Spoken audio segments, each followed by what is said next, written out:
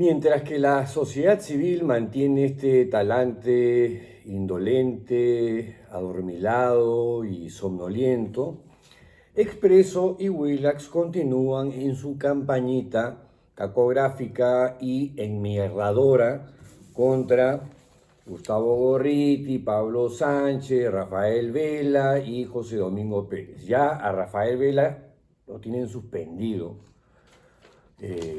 por este personajillo Fernández Gerí, que lo sancionó, para los que no saben, por opinar sobre el caso Lavajato. Algo que, si me preguntan, es responsabilidad de los fiscales del equipo especial, ¿no? Contarnos en qué van las investigaciones. Y a Gorriti lo quieren meter como sea porque quienes pretenden tumbárselo, cosa que no van a lograr, son sus denunciados del fujimorismo, del APRA, de Renovación Popular, entre otros.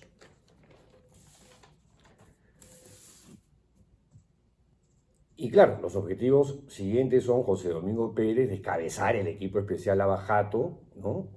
Para luego ser controlado por la gente de Patricia Benavides o del fujimorismo, que es el principal interesado en parar esa investigación desde el año 2017 hasta el día de hoy.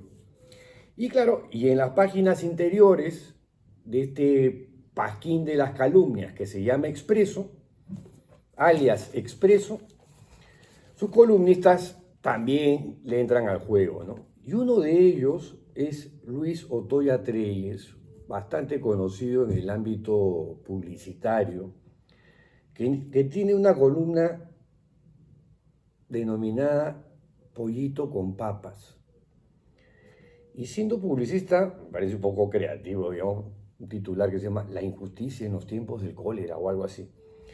Y comienza diciendo, estamos decepcionados e indignados porque nuestro sistema de justicia parece haber sido tomado por la corrupción.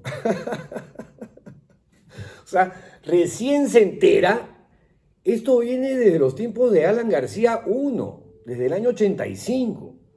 Y con el fujimorismo, la justicia se corrompió a niveles más allá de lo imaginable. Pero recién se entera Otoya.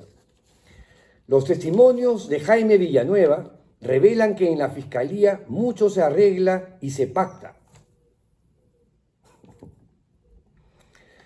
Sus recientes declaraciones involucrarían a los fiscales Pablo Sánchez, Vela Barba y Pérez, junto a Gustavo Gorriti, en presuntas coordinaciones para manipular las decisiones de la justicia. Por primera vez, un testigo confirma la injerencia, presencia y poder de Gorriti en el Ministerio Público. Claro, este solo vio el programa de Milagros Leiva, ¿no? Donde ahí sí se manipula la información, porque no me diga que presentar 3 paginitas de un documento de 23 en el cual en el conjunto se incrimina, se acusa, se señala, cosas que se tienen que corroborar, por cierto, a Keiko Fujimori, se queda en la cosita última, que además fue manejada y direccionada por el fiscal Reinaldo Avia.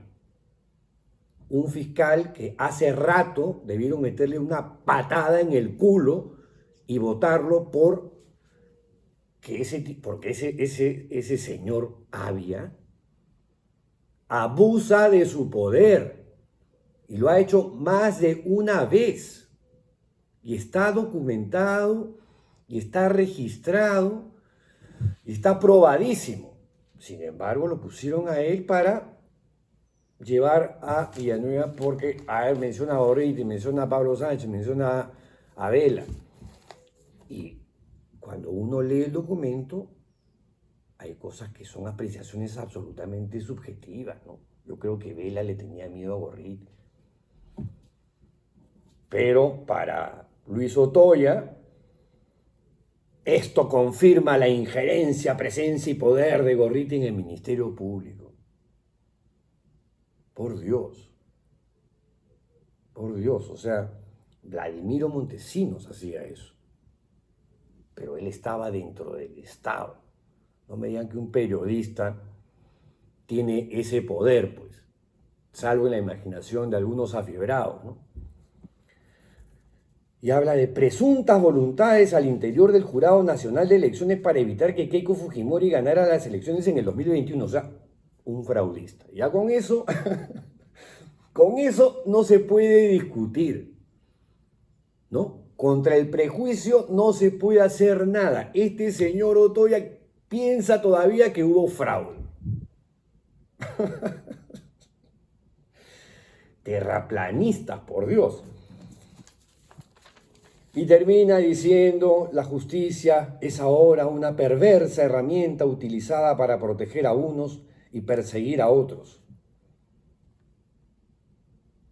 ¿Es ahora?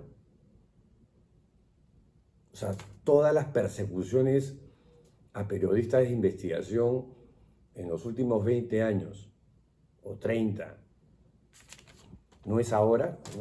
¿No es siempre? Para volver a creer, necesitamos el consenso de una mayoría responsable en el Congreso, en este Congreso. No jodas, pues, Otoya. ¿Qué te pasa? Oye, piensa un poquito. Este Congreso de Soto, este Congreso del Fujimorismo, este Congreso de Cerrón, este Congreso de Renovación Popular, ¿va a hacer la reforma de la justicia? El Congreso que se tiró abajo la SUNEDU, que beneficia todos los intereses de todas las mafias, ¿va a reformar la justicia? ¿En serio? La va a deformar más todavía. Si tuviese el poder y se le da el poder y consentimos que se le dé ese poder. Para volver a creer necesitamos el consenso de una mayoría responsable en el Congreso que lleve adelante una profunda reforma estructural en el sistema de justicia de nuestro país.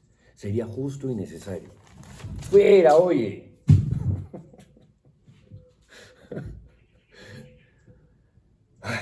Ya, no voy a decir nada más porque ¿qué se responde a eso? ¿Qué se esgrime? ¿Qué se arguye contra ese tipo de pensamiento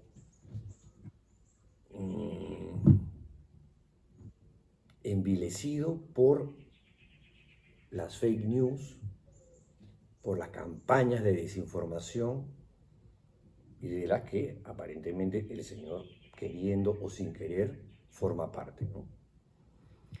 Bien, terminamos la semana con nuestra sección Recordar es volver a vivir, dedicada al fiscal no mencionado por el señor Otoya, Reinaldo Avia. Vamos, Pato, con el video. Bien, hoy día vamos a hablar sobre el off the record. El off the record es una herramienta empleada en el periodismo, usualmente en el periodismo de investigación. Quienes han visto la película Todos los hombres del presidente, dirigida por Alan Pakula, producida por Robert Redford, que además actúa, basada en el libro del mismo nombre, escrito por los periodistas Bob Woodward y Carl Bernstein, en ese momento del Washington Post, sobre el escándalo Watergate, recordarán que hubo una fuente que hablaba off the record con el periodista Bob Woodward del Washington Post en un estacionamiento. Esa fuente, que fue apodada como Garganta Profunda por uno de los editores del Post, nunca fue revelada por los periodistas Woodward, ni Bernstein, ni Ben Bradley, que era el director en ese momento, que fueron los autores de la legendaria investigación y revelación periodística que se trajo abajo al presidente de los Estados Unidos, Richard Nixon. Muchísimos años después se supo que Garganta Profunda era nada más y nada menos que Mark Felt, el número 2 del FBI en los tiempos de Nixon. Esto lo reveló el propio Felt, ya entrado en años, ¿no? Y si les interesa el tema, les comento que esta historia la pueden leer en El hombre secreto de Bob Woodward, que es un librazo. Pero bueno, la cuestión es que Felt era en toda regla una fuente que hablaba off the record, fuera del registro, o sea, no era, ojo, una fuente solamente anónima a la que se podía citar. Era una fuente que daba pistas, que ofrecía algunos rastros para que los periodistas siguieran y hurgaran y profundizaran en la investigación. El off the record se usa en casos de que la integridad física o laboral estén en juego, ¿no? O en peligro. En los hechos, en la práctica, es una suerte de pacto entre la fuente y el periodista, o los periodistas, estamos hablando de un mismo medio, ¿no? En este caso, la fuente maneja información sensible y el periodista se compromete a no revelar el nombre ni las señas de la fuente. Y esta frase con el tiempo se ha ido relajando y ha derivado pues en conversaciones de carácter reservado, reuniones privadas, qué sé yo. La historia viene a cuento porque los fiscales Vidal y Avia, también conocidos en este espacio como Pinky y Cerebro, para darle forma, a su fábula de efecto carambola contra Yanet Talavera, contra mí y otros, pero también contra el fiscal Pablo Sánchez, pretende sugerir que a los periodistas que participaron en las reuniones informativas que fueron convocados en el marco de la consultoría que le hice yo al Ministerio Público hacia fines del 2017 y principios del 2018, se les habría ofrecido informaciones off the record. Bueno, esa, para variar, ¿no?, es una de las tantas falsedades y mentirotas de la supuesta investigación que aparecen en la carpeta del fiscal Avia y Vidal. Por lo demás, cuando una fuente off the record habla, se trata de un 1-a-1, ¿no?, entre la fuente y un periodista o dos periodistas, pero del mismo medio de comunicación. O sea, son la fuente y el periodista, la fuente y el medio, ¿no? No puede haber una declaración off the record entre una fuente y más de una docena de periodistas, sobre todo que compiten entre sí, pues. Esa es una reunión informativa. Es otra cosa, ¿eh? Esto es elemental. Esto es elemental, es esencial, es algo capital, ¿no? Creo que es sencillo de entender. Lamentablemente, hay gente que no lo entiende.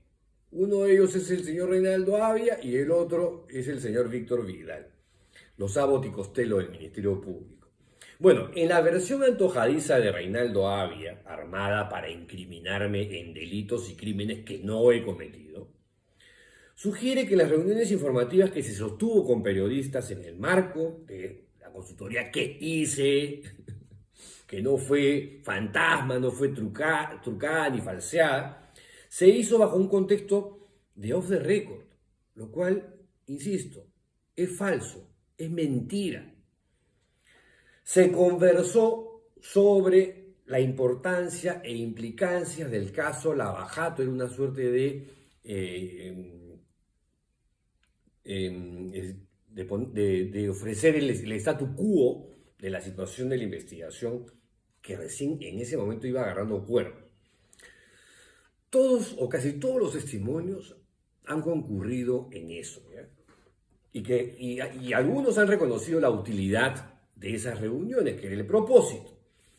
Los periodistas asistentes podían usar lo que se dijo ahí en sus respectivos medios, en sus columnas de opinión, como notas, editoriales, qué sé yo, porque no había ninguna restricción. Es decir, por Dios, no había ninguna información sensible, ¿no? Porque se trataron de reuniones explicativas sobre las dimensiones de una investigación que en ese segundo recién iba agarrando forma y que, todo hay que decirlo, el fujimorismo se quería tumbar. Otro de los temas de la convocatoria eran las denuncias constitucionales contra el fiscal de la Nación, Pablo Sánchez, que, poniendo las cosas en contexto, se acuden a las informaciones de la época, el fujimorismo lo quería arrinconar para sacarlo, ¿ya? Pero este señor Avia no ha hecho su chamba y este señor Vidal tampoco, ¿no? Pero en fin, dos de los testigos que participaron en las reuniones informativas, Fernando Vivas, periodista del Comercio, y Cristóbal Samardich, en ese momento de Semana Económica, que participaron en las reuniones informativas que se llevaron a cabo en el Club Empresarial de San Isidro, han comentado en sus manifestaciones de forma coloquial la frase off the record. Que la hayan usado, eso no significa que las reuniones hayan sido off the record. No obstante, la afiebrada imaginación del señor Reinaldo Avia y su adjunto o lo que sea, Víctor Vidal, han querido darle una connotación inexistente e irreal a dichas reuniones. O sea, que tanto Sánchez y Rafael Vela no habrían estado autorizados o habrían compartido con los periodistas de forma irresponsable información sensible que no podían comentar con la prensa. Bueno, no lo dice textual, ¿ya? Pero es lo que sugiere la carpeta fiscal, porque lo reiteran a cada rato Vidal y Avia en su carpeta fiscal. Entonces, con ello, con el cuentazo del off the record, entre otras cosas falsas que se sostienen ahí o que se dicen ahí, habría encontrado justificación, un pretexto para ampliar sus supuestas pesquisas por un plazo de 8 meses para encontrar con forceps los delitos de colusión agravada y negociación incompatible. En estas imputaciones horrorosas estarían implicadas como autora material e intelectual la entonces jefa de comunicaciones de Pablo Sánchez o del Ministerio Público, Yaneta Lavera, a quien conocí, ya lo he dicho, en el marco de la asesoría externa, no de antes, en el marco de la asesoría externa, y la habré visto 2 o 3 veces máximo. ¿Quiénes más habrían sido autores materiales o autores? Jorge Luis Palomino y Carlos Vargas Hidalgo, a quienes no conozco de nada. Otro de los implicados o imputados es Alejandro Silva, quien fue entonces asesor del fiscal de la Nación y que fue el que me contactó para el servicio. Este es procesado como cómplice primario. Y yo igual, cómplice primario, a pesar de las contradicciones en los textos, porque muchas veces en los textos se desprende que el que ha montado toda esta vaina soy yo, para favorecerme. Pero en realidad después dice que no, que ellos, los autores, arman todo este tinglado para beneficiarme irregularmente. Pese a que los testimonios fundamentales señalan que fue Alejandro Silva el que me contacta, con el que se sostuvieron las reuniones de coordinación y de trabajo de cara a la consultoría al Ministerio Público, no se entiende, no se termina de entender, no se entiende muchas cosas, la verdad, cómo así Talavera y las otras 2 personas, Palomino y Vargas Hidalgo, me benefician, ¿no? Me habrían beneficiado irregularmente, ilegalmente, con esta asesoría por la que se cobró 17.000 soles, pero 15.300 soles después de impuestos, no habrían recibido ni un centavo, pero ni un sol. Ni Talavera, ni Palomino, ni Vargas Hidalgo, ni Alejandro Silva. Entonces, ¿cómo armas toda una vaina de colusión agravada con negociación incompatible? Y los principales imputados no se benefician, pero ni con un centavo. ¿Ah? ¿Qué tipo de criminales son estos? O sea, al final me llaman a mí, me contactan a mí, porque querían trabajar conmigo y con mi equipo de comunicaciones de, en ese momento, la empresa Chisac, de la que yo era socio y fundador. Empresa de la que fui socio, dicho sea de paso, hasta el 5 de marzo del 2021, y se trataba hasta ese momento, y sigue siendo, una empresa consultora con amplísima experiencia en el rubro, desde mediados de los 90, y en ese momento, cuando me convocan, la empresa tenía veintitantos años, pues, apareciendo además anualmente en los rankings de las empresas más solicitadas en el rubro, junto a Apoyo, junto a Llorente y Cuenca, junto a Métrica, entre las principales. Pero bueno, en la línea de este despropósito del señor Avia, la pesquisa desvaría en el tópico del off the record, ¿no? Sobre lo que se habría comunicado por parte de los fiscales Sánchez y Vela, porque la reunión, reitero, no fue off the record, a pesar de que lo digan 100 veces, porque lo digan 100, 200 veces, no se hace verdad, pues. Entonces piensan que repite cosas y entonces por repetirlas se va a hacer verdad. No, la vida no funciona así. En realidad, Avia y Vidal desvarían en casi todo de la carpeta fiscal, pero bueno, el hecho de que en sus nuevas diligencias, con carácter de muy urgente, solicite, por ejemplo, al Club Empresarial de San Isidro información sobre las dos reuniones que se produjeron, grafica la desidia, la indolencia, la falta de rigor y de profesionalismo de estos fiscales por contextualizar las cosas. ¿Por qué lo digo? Porque el Club Empresarial ya no existe, quebró en pandemia. Y estos señores ni se han enterado para que vean que no hacen su chamba. Yo de esto me enteré como cualquiera, por los medios de comunicación. Y estos ni enterados. ¿Cómo así entonces van a poner en contexto las cosas, pues? Si este señor no se entera de cosas fundamentales. Ahora, lo más inquietante, ¿no? Lo más inquietante para mí. En su lista de 30 diligencias urgentísimas todas, hay citaciones a nuevos testigos o testigos que no llegaron a declarar, varios de ellos ni los conozco. Y a todos se les da un trato burocrático, ¿no? La típica citación, fulanito de tal, está citado para declarar sobre tal cosa, de tal fecha, tal hora, no sé qué. A todos el mismo trato burocrático, menos a Gustavo Gorriti, al periodista Gustavo Gorriti, director de IDL Reporteros. Periodista, además, que no fue a las reuniones informativas y no tiene nada que ver con el tema. Y de pronto aparece ahí, no solamente no le dan un trato burocrático, sino que al contrario, le dan un trato vejatorio, humillante, prepotente y abusivo. ¿Por qué lo digo? Porque se le cita para el martes 12 de julio a las 11:30 de la mañana bajo apercibimiento. Y en caso de inconcurrencia, se disponga la conducción compulsiva del testigo por parte de la Policía Nacional del Perú. ¿Qué? ¿Por qué lo hacen con Gorriti? No lo dicen. No lo dicen.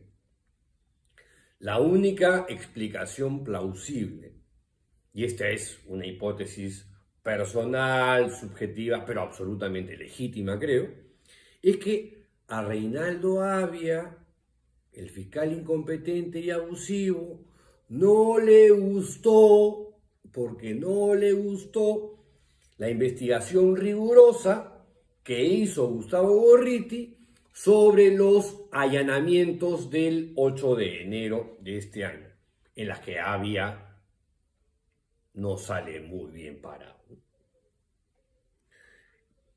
A todo esto, claramente, si me preguntan, aquí no hay ánimo de buscar la verdad y no hay ánimo de buscar la justicia. Acá lo único que yo veo es ánimo de joder, ¿no? Porque lo de Gorriti, yo creo que es sangre en el ojo por parte de Avia, ¿no? Y una cosa que no es moco de pavo, pues por más que esté normalizado, no es normal. Acá se está tratando de utilizar el sistema de administración de justicia para vendetas personales, para venganzas personales. Salvo mejor opinión. Hasta mañana, si el fucking virus lo permite. ¡Chao!